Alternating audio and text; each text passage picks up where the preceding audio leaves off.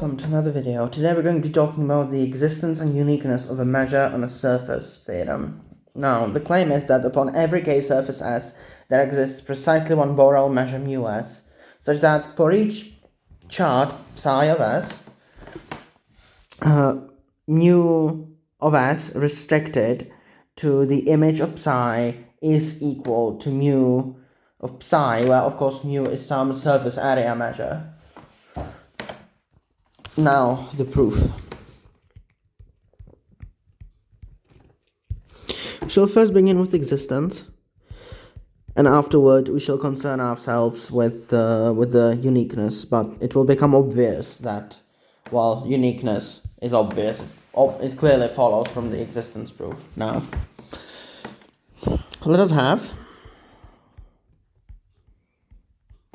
some at most countable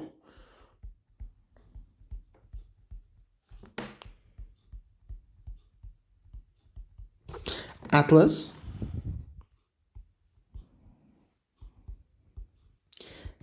A of S, where A is equal to the following set. So we have phi I, where I is an element of the natural numbers, but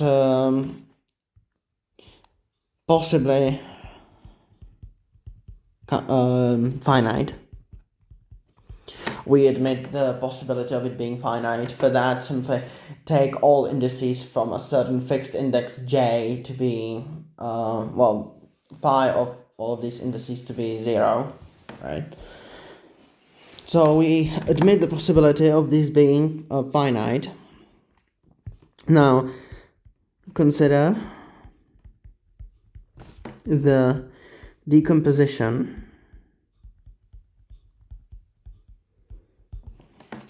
like so. So we have S is equal to the union of some SIs. Again, it could be a finite set or at most countable, such that SI is equal to the image of phi 1. S2 is equal to the image of phi 2 without phi 1, or without the image of phi 1. S3 is equal to the image of phi 3 without the union of the image of phi 1 and the image of phi 2, etc., until they are exhausted. Let psi be some chart of S, and B be some Borel set such that B is from the image of psi, so it's well defined when we take psi of B, and then put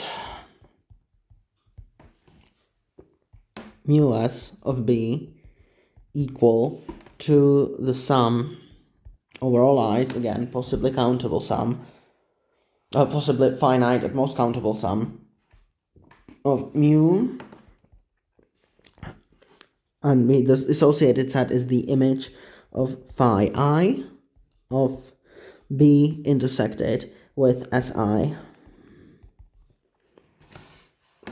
Okay, well, this is equal to the sum where we have mu of the image of psi B intersected with SI. Now, this equality follows from the fact that both of these are surface area measures, and we are dealing only with the set B, which is a subset of the image of psi, and therefore whatever extra areas are covered by phi I have measure 0. So we can replace it simply by the set image of psi, and this then can be written as the mu of the image of psi of B. This is because the SI sets cover the entirety of the surface, Alright, so we have just proven the existence. Now, as far as the uniqueness is concerned, so uniqueness, well, it is trivial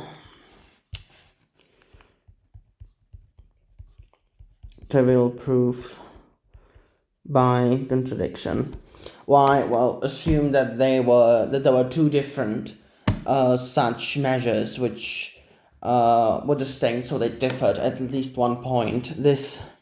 That would contradict this streak of equalities we have here.